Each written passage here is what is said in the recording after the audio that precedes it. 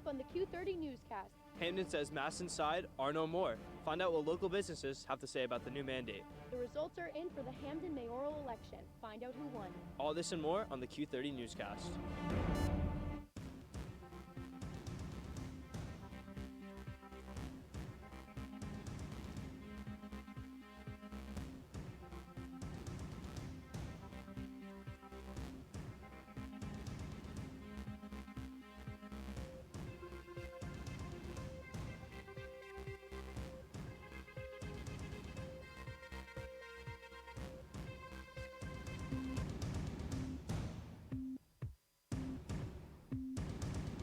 Welcome to the Q30 Newscast. I'm your anchor, Audrey Scafati. And I'm Ben Kane.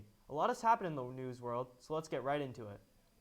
SGA has announced Awani Roberts as the VP of Finance during a special election held this afternoon, replacing Cameron Davignon, who resigned last Wednesday. Davignon read a statement during the G-Board meeting last week, stating he wishes to focus on his academic standing and personal commitments. The international student from Bermuda, who is in her first year at Quinnipiac, is junior standing since she came to the university with college credits. Roberts says that she's looking forward to taking on her new role and is excited to be a part of the SGA e-board. Quite proud of myself, being the girl from the small Bermuda country and being able to come to Quinnipiac and being able to sit on the e-board and be able to bring so much to it is an amazing feeling. I want to build the gap between SGA, the finance and all the orgs, because I know there's been problems. I've heard them. They've come to me. I want to be able to make more of a communication route between everyone. SGA VP for Public Relations Jennifer McHugh says that SGA is currently working on a restructure in terms of cabinet, which will be released before the next election. The goal is to change the finance role so that no more resignations like this happen in the future. It's always upsetting to lose an executive board member. This was the second resignation we've had, but I believe O&A will come and bring finance right back up to speed where it used to. We also have campus life that kind of helps out. We have a financial assistant that assisted Cam in his role, and then they would also be there to assist Owen. Even after Halloween weekend, COVID-19 cases at Quinnipiac remain low. There are currently 3 active COVID-19 cases in isolation. Numbers have stayed low throughout this semester, averaging 2 a week, and the total number of cases this semester are at 51. With much lower numbers of COVID cases across Connecticut, Hamden has removed its mask mandate after Mayor Kurt Lang reversed his 10th emergency order, which required mask wearing. Luca Triant has the story. Just last week, current Hamden Mayor Kurt Balzano-Lang has removed an emergency order mandating the wearing of masks in indoor public spaces. Before this, face masks were required to be worn by everyone, regardless of vaccination status. For Michael Dwyer, general manager at the Micro Depot here in Hamden, the change is welcome in the community. I feel like they feel like a sign of relief. It's a little more back to normal. And that's the whole thing everybody's been talking about since this whole thing started. They've been saying, when are we going to get back to normal? I feel like a little more people will feel at ease. While restaurants and other local businesses have begun to allow customers to come in maskless, at Quinnipiac University, things have been different. Mask restrictions in Hamden have been removed, but students at the university still have to wear them indoors. While the policy has changed since students had to wear masks outside last year, some students are looking to see further if cautious change.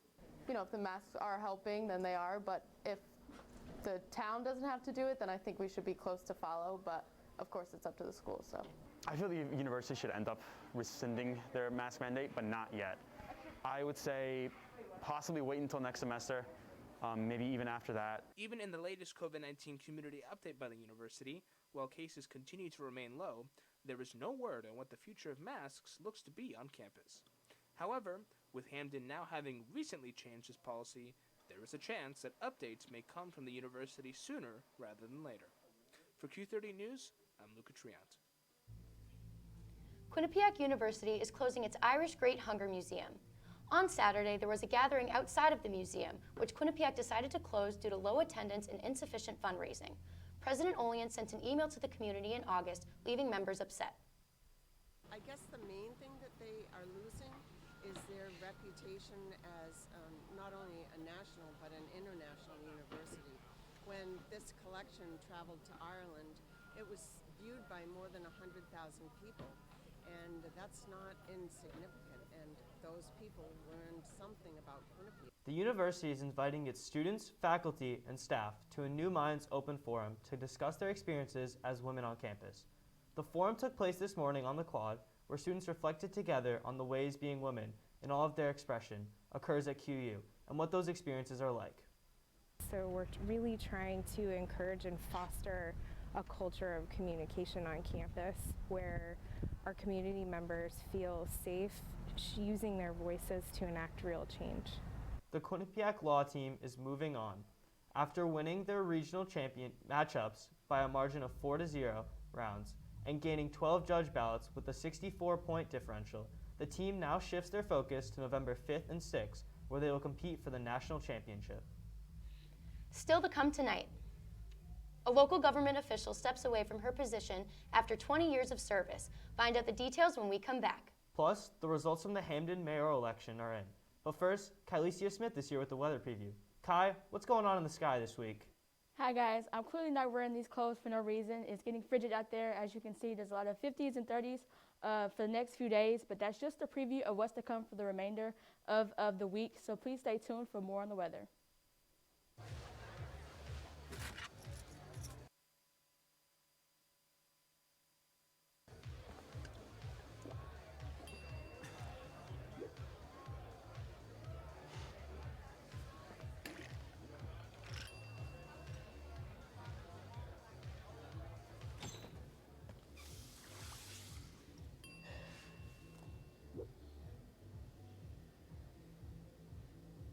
If you need to do something to feel okay to drive, you're not okay to drive. Don't drive buzzed. What do you think you're doing, Kevin? I was just gonna drive home. There are several warning signs present that you shouldn't be driving. Like hearing voices? Like your text-to-emoji ratio? Oh man, the selfies. Selfie, nailed it. We all have warning signs that let us know that we're probably not okay to drive. Mine is pretending to be your subconscious. Craig, come on man, let's split a ride home. Honey, what I think you need is a socket wrench. I played JV basketball. I'm sorry, I don't think it looks right. This is good, and it's all good, baby. Is it really all good?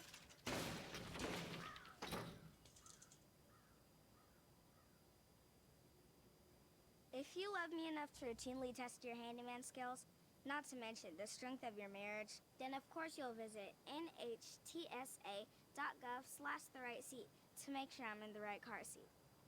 I'm gonna call my dad. Thanks for sticking with us. As of yesterday, the town of Hamden has a new mayor. Democratic Lauren Garrett is replacing Mayor Kurt Balonzo Lang after winning the election with 6,605 votes against Republican Ron Gambardella with 5,349 votes. Garrett says her #1 goal is to improve Hamden's economic development, and she is prepared with a long list of plans to achieve her goal. Hamden residents voted in the municipal elections yesterday, and Q30's own Katie Cohen has the news from the polls. I am here at Dunbar Hill School in Hamden, Connecticut, where citizens are very excited to be casting their votes for the municipal elections today. I think it's important to come out and to be a part of expressing the right to have your opinion heard and validated. The town gathered at 10 polling locations across Hamden to vote for mayor, town clerk, councilman, and the Board of Education.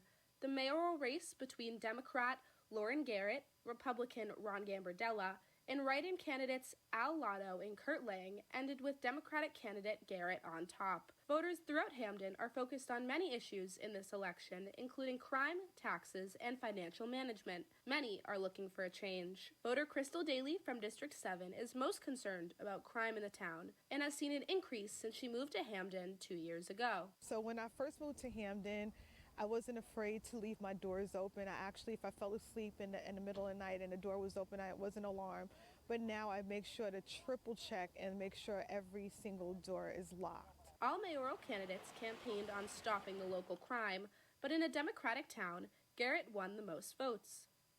Councilman-at-large candidate Leslie DeNardis is looking to improve the relationship between the town and Quinnipiac University. Quinnipiac University is an asset to our community, and it's so valuable. The students, the faculty, the economic development that Quinnipiac brings is something that we really value. Hamden will now adapt to new leadership after this impactful election. Reporting for Q30, this is Katie Cohen. Thanks, Katie.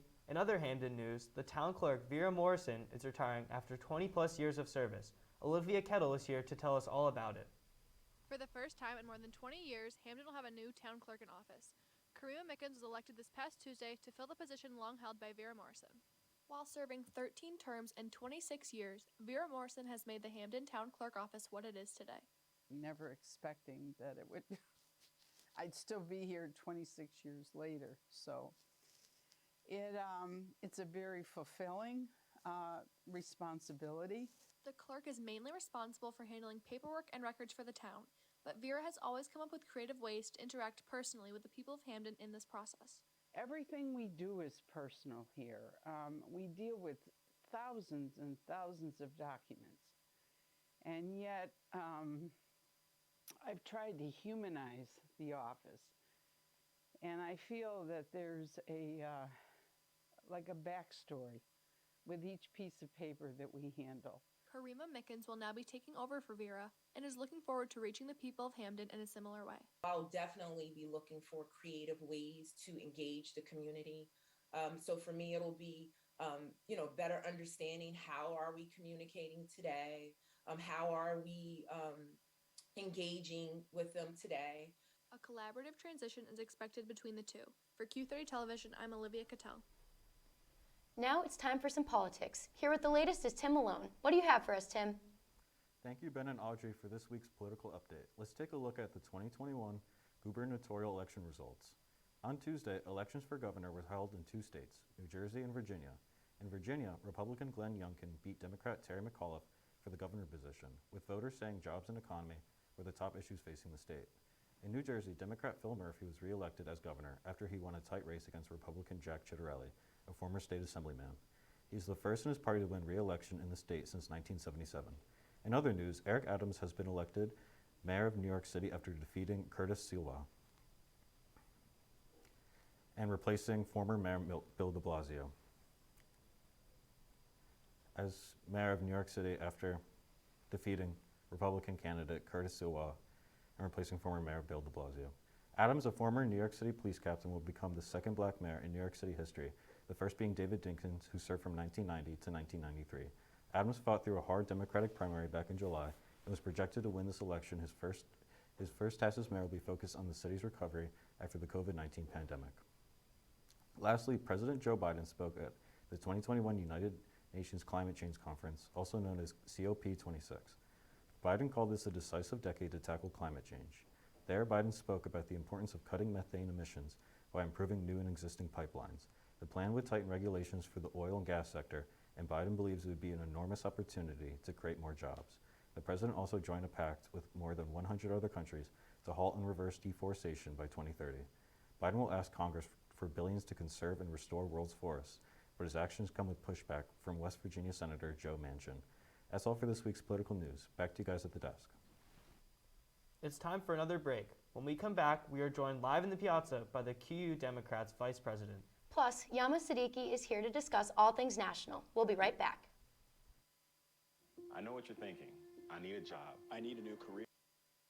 Well, I've been there. I've been there. I've been there. I wasn't happy with what I was doing. After high school, I didn't have a plan. I just wanted to start working. I got laid off twice, but you gotta keep going. You just need the right skills. Find an apprenticeship. I found a 2-year IT program. I found a medical course online. I'm now a consultant in the tech space. You have more options than you think. You can do this. You will find something. You will find something new.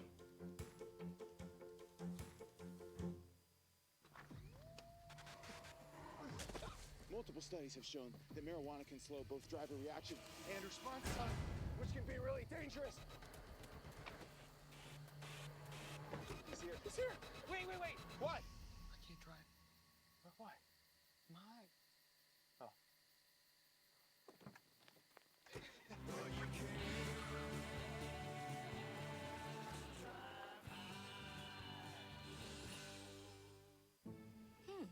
Maybe you can make retirement happen. After all, you made home ownership happen. Homeschooling yourself on loans, beefing up your credit score. So I'm pre-approved. You were like, yes! Sorry. Color coding listings, ticking boxes, and flushing every toilet in a 20-mile radius. Home sweet home. You raised house hunting. Now get the tips you need to get on track at aceyourretirement.org. Welcome back. Now it's time to send it over to Kylesia Smith to check out the weather for this week. Kai, how's it looking?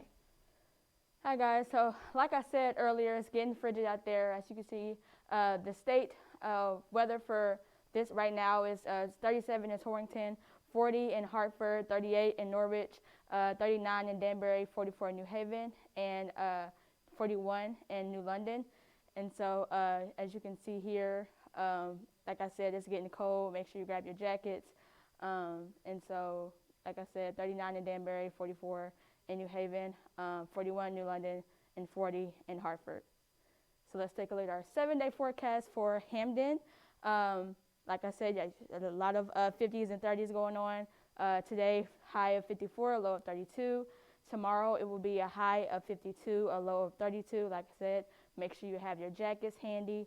Friday, this weekend, highs of 54 and lows of 34, 32, and 34. And for the rest of the week, you have Sunday, high of 54, low of 34. Monday and Tuesday, highs of 57 and 59, and lows of 36 and 41. Those sunny images could be deceiving, but please make sure you're staying warm out there in this cold weather. Great work, Kai. Earlier this week, the Student Government Association voted against the letter to Joe Biden to relieve student loans. On Sunday, QU Democrats released a statement expressing disappointment in SGA's decision. Live in the Student Center, Hannah Mirsky is joined with QU Democrats Vice President Paul Capuzzo to learn more about their thoughts on SGA's decision.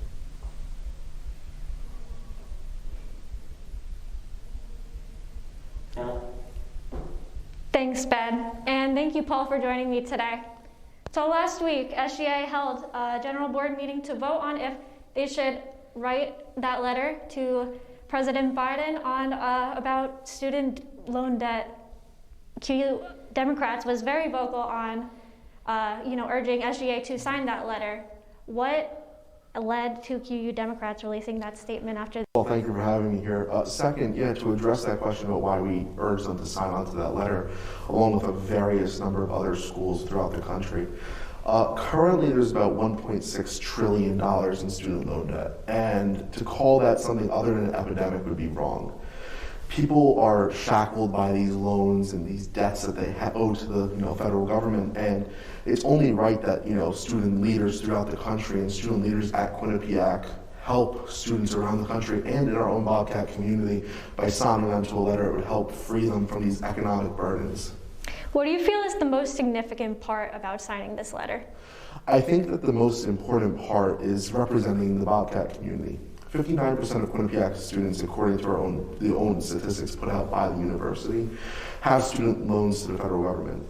And, I think that by the Student Government Association, SGA, signing on to a letter like that, it just shows their willingness to, be one with the community, to be one with the majority of the community that owes to the federal government. And what do you feel shows the most when an organization like SGA opts out of signing a letter of this much significance? I mean, frankly, I think that shows an inability to walk and chew gum at the same time. You have an organization that, their own rationale for not signing on to it was that it doesn't fix the root problem. And while that may be true, right, not signing on to the letter and having President Biden forgive student loan debt wouldn't fix the problem as a whole. However, what it would do is it would first, create an economic stimulus to help the economy, an economy that's just recovering out of a recession. And number two, it shows the ability to walk and talk. I don't know about SGA, but I know for myself, if there's a problem, right, I'm going to put a Band-Aid on it, but I'm also going to fix the root problem. And really, has SGA responded to your petition to reconsider? Unfortunately, they haven't. No, and that's all. Thank you so much for joining me today, Paul. And back to you, Ben and Audrey at the desk. And now we're going to send it over to Yamna Siddiqui with the national news update. What happened across the country this week?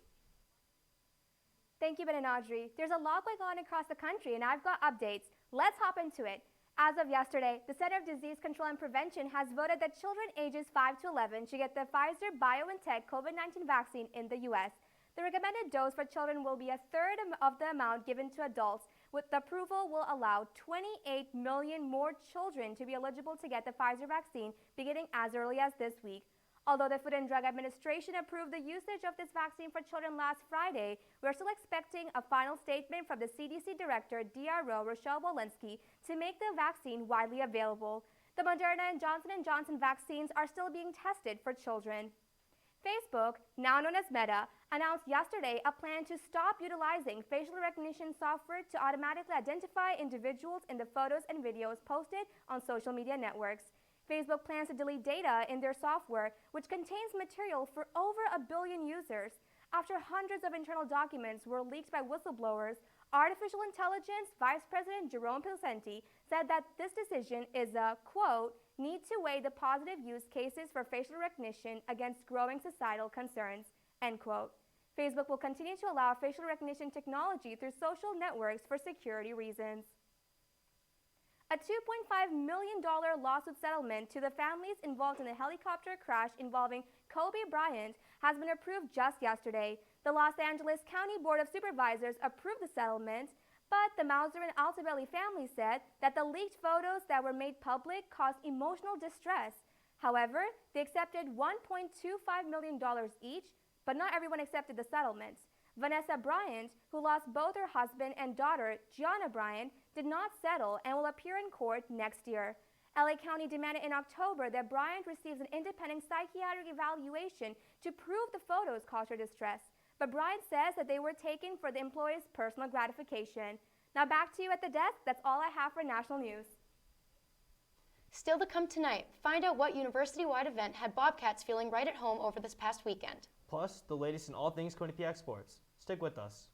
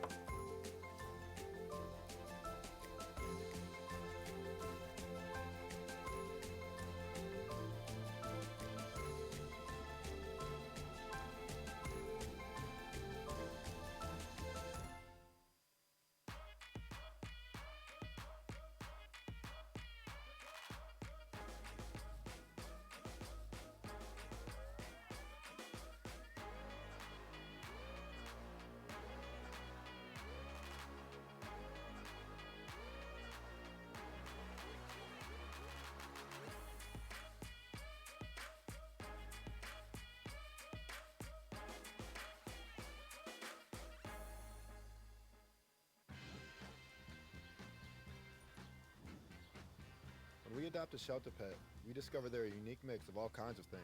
Come on, Drew, spotlight on this last one. There it is.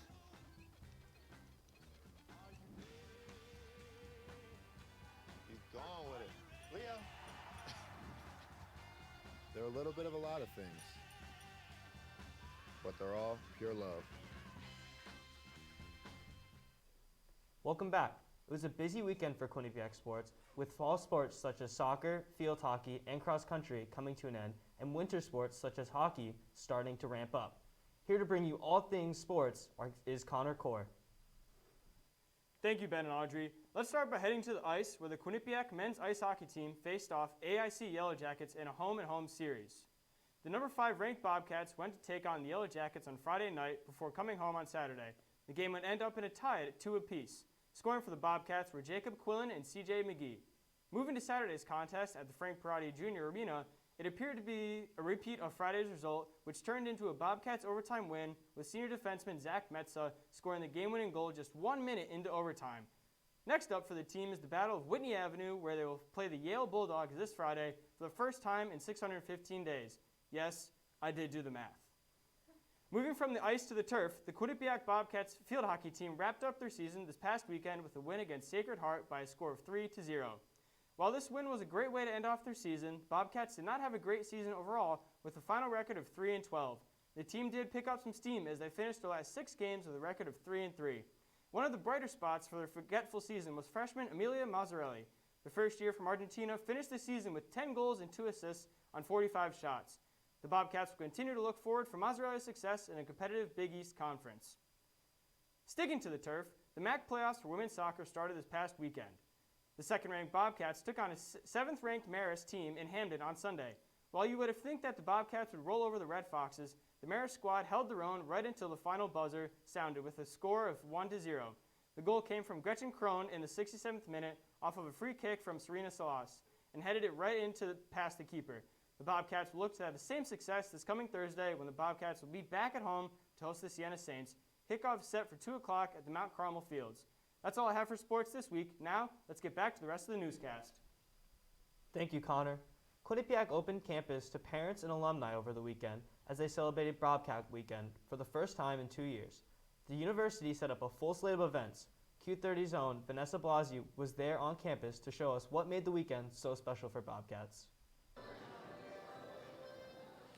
After 1 year without Quinnipiac families on campus, Bobcat Weekend is back for students, alumni, and family members. Let's see what everyone's up to.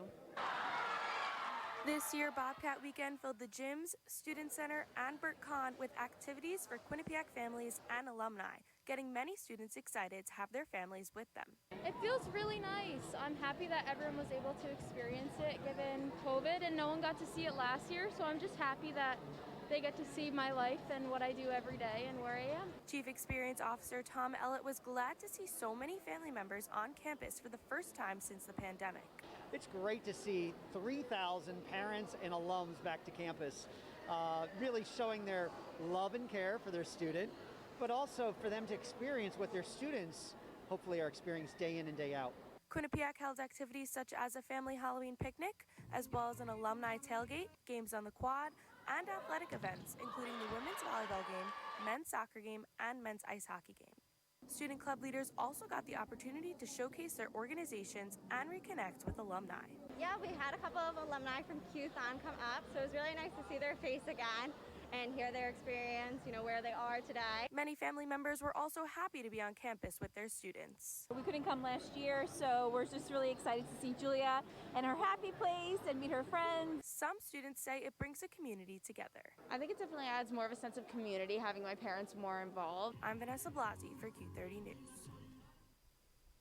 Thanks, Vanessa. And what a fun weekend that was. Audrey, I know Indeed. your parents were here. What did you guys do this weekend?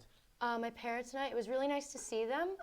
They came and they got breakfast with me and they were able to meet all of my friends, which was really nice because last year my parents weren't really able to meet any of my school friends and now they were, and they were able to meet my friends' parents and I was able to meet my friends' parents, which I thought was really cool. How was your Bobcat weekend? Well, mine got off to a weird start. I actually told my parents not to come because I was going to the soccer game. I didn't think I'd have time to see them. Of course. And then I frantically called them at 3 o'clock telling them that I did indeed want to see them. So they drove up after the soccer game and we went to Eli's. It was really nice. I got to talk to my parents for like 2 hours about sports. This was also like the first Bobcat weekend we ever had. I know, it was crazy. so fun. I mean, last year was so crazy with COVID and everything, and I never imagined my parents being able to come and see campus and walk with me, which was really nice. Did your parents enjoy the scenic views of Sleeping Giant? So my parents never actually came into campus. I actually drove and met them at Eli's. But I do remember it was crazy because like I walked out on campus and I saw these parents, like these adults walking around, and it was interesting to see how many people were on campus this weekend, and we've never really seen that before, which is kind of cool. I agree. But that's going to do it for the show tonight. To stay up to date on the latest news and what's going on around campus, be sure to check out our website at q30tv.com and follow us on Twitter at Q30News. For all of our reporters and everyone behind the scenes, I'm Audrey Scafati. And I'm Ben Kane. Have an electric evening.